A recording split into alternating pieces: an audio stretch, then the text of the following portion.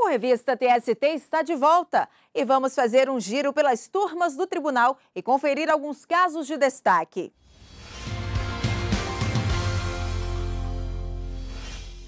Eu começo com um destaque que é da primeira turma.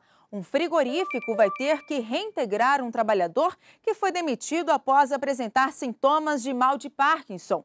Em defesa, a empresa sustentou que a dispensa não foi discriminatória, já que nem tinha ciência da doença.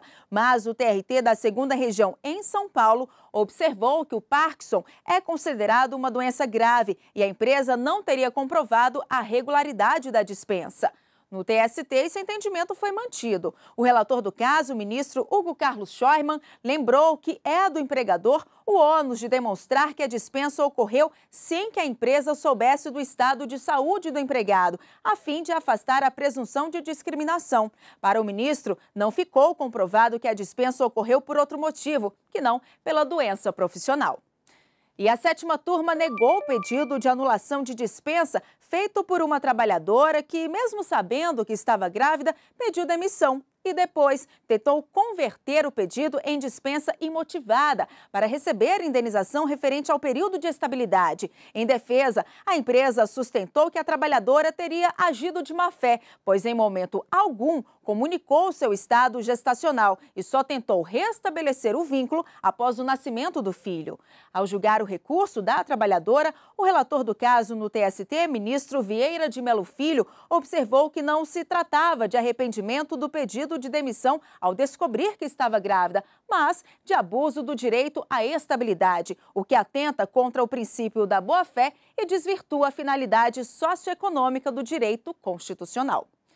E a 2ª turma entendeu que não é da competência da Justiça do Trabalho julgar a ação sobre processo seletivo de estágio em fundação pública.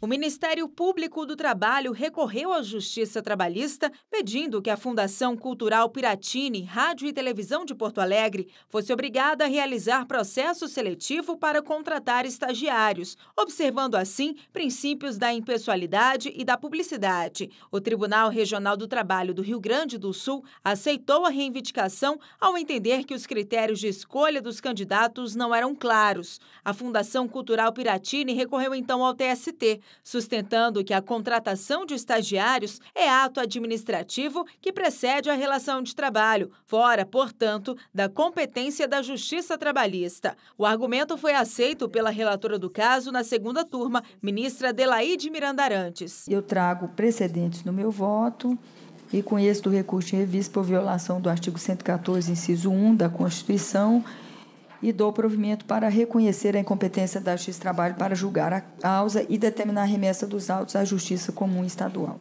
A decisão foi unânime. E o giro de notícias continua. O destaque agora é da 5ª turma. A rede Carrefour foi condenada a pagar R$15 mil de indenização por dano moral por ter dispensado por justa causa um açougueiro acusado de furtar um boné. Na justiça, a empresa tentou reduzir o valor, mas não conseguiu. O relator do caso, na 5ª turma, ministro Guilherme Caputo Bastos, destacou que, segundo o TRT de Minas Gerais, ficou comprovado que a empresa atribuiu ao empregado o crime de furto sem que houvesse prova robusta nesse sentido. O relator acrescentou ainda que a quantia arbitrada é adequada para compensar o ato ilícito praticado pela empregadora. A decisão foi unânime. E esse caso repercutiu em nossas redes sociais. Na página do TST no Facebook, foram vários comentários. Na opinião do Paulo Guerreiro, por exemplo, acusação sem provas é crime. E você também pode deixar o seu comentário na página do TST no Facebook. O endereço é facebook.com/TSTJus.